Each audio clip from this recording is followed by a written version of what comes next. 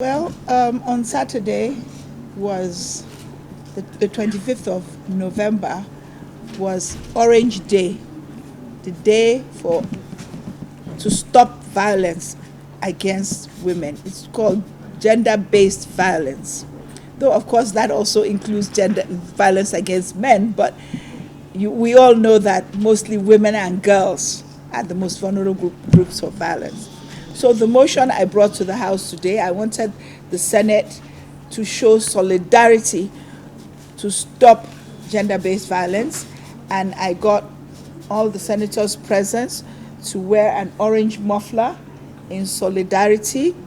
We're also from that 25th to the 10th, we're in 16 days of activism and advocacy to stop gender-based violence. And the motion I brought was for the Senate to resolve certain things, to silence, and 1 minute of silence for all the people who have died in gender-based violence. Also, for certain things, to urge Nigerian universities across Nigeria to try and prioritize accommodation for female students, to talk to NAPTIP about looking at their policies, to also mandate the Women Affairs Committee to create a Nigerian roadmap to stop gender-based violence. That's primarily the gist of the motion I brought. The truth is that violence against women and girls is very prevalent. Do you know that to date some hospitals have recorded 7-month-old girls, baby girls, being raped? Some are even, one doctor was telling me they're even younger than that. Some 3-year-old, 9-year-old, not talk about even a grown-up woman should not be raped or beaten or killed. So that's what this whole activism, this 16 days is about. This time around, some of the bills will fail too. Well, I'm working on it. First of all, I'm trying to get the men. I'm creating awareness, even with things like this. The truth is that the men are not unfeeling or they don't want the progress of Nigeria. I think enough awareness has not been created amongst men. And that's what I'm trying to do leading up to that. I've gotten a lot of support from men. I have a lot of men who have opted voluntarily to be on the Women Affairs Committee. So I think that, and also, the truth is that when we compare ourselves to other countries, we don't look good. Not just women in Nigeria, the whole country does not look good. We're supposed to be the giant of Africa. Using the statistics of the 9th Senate, where there were at least 8 women, we ranked 182 out of 186 countries in the world when it comes to gender participation in governance and in government. How do we say we are the giant? We have to be ahead in all the human capital development indices. So I am working on it, taking my time and trying to find the best way to maneuver.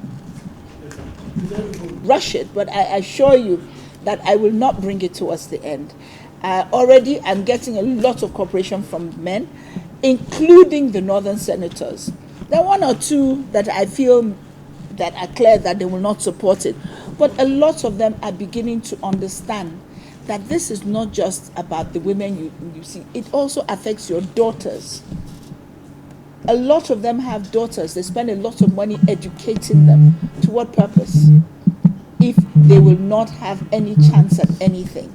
So I am working on it. I can't tell you the definite name because I'm trying to involve a lot of the male senators to co-sponsor it with me. So their input will also be in the bills. And I'm going to take the bills one at a time, from the least resistant to the most resistant. Well, molestation, I have gone to a lot of conferences involving the security agencies. If there are more women in the security agencies reporting prosecution, the processes might go to conclusion. Maybe more people will get convicted, so it will be a deterrent. That's number one. Number two, in terms of uniting, this year I did not want a situation where I'm having a walk, the House of Rep, they're having a walk, Women Affairs Ministry are having, I called all of them and we all united to do one big walk. And that is the theme for everything now, is women must unite.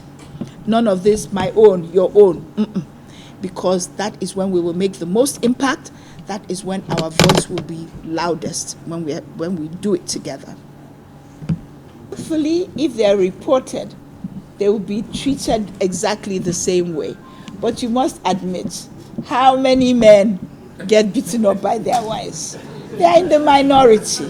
That's the truth. And even if, for instance, armed robbers come to your house and willing to bet money, 95% chances are none of the men the robbers will attempt to rape you. They are more focused on raping your wife. That's the truth. That is the norm. Of course, there are some exceptions, but the norm is the people most vulnerable are women and girls. That is the reality. Detention in Bauchi. Now that you have told me about it, I promise you my office will write about it and we will look into it. It is all part of supporting the drive to end violence against women. That means you cannot persecute the people who get up to talk against it. I just recently got invited to join a program created to empower and promote gender issues in Nigeria called Involve Her. But I had also created something equivalent to that in FCT, and I created it so that it would be ward by ward. It's the only way it can come from the grassroots. I have it for different things. I have for gender, I have a new, which is a new Nigeria for every woman.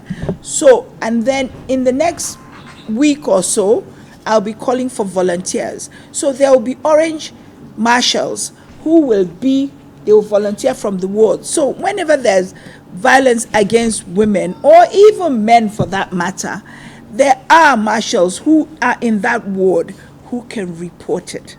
I will not know what is happening. I live in Maitama. I can't know what is happening in Nyanya or in Gwarimpa. Do you understand what I'm saying?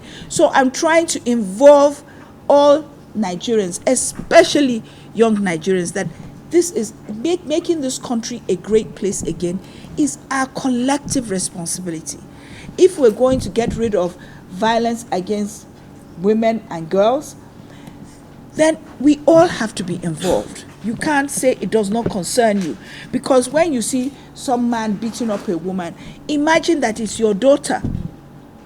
Imagine that person. I've seen people, somebody showed me a video once that upset me so much. I don't even know, because maybe they were on drugs, I don't know. A man was raping a woman on the street. People were walking by. Somebody even videoed it. Now, that is not who we are as Nigerians, and is not who we're supposed to be. The people that I know us to be, everybody would have stopped it. And that is what I'm hoping that we can all go back to being. We all complain the country, we don't like the way the country is, but we have to start by fixing our own. Once we all each do our bit, then everything will get better. Thank you.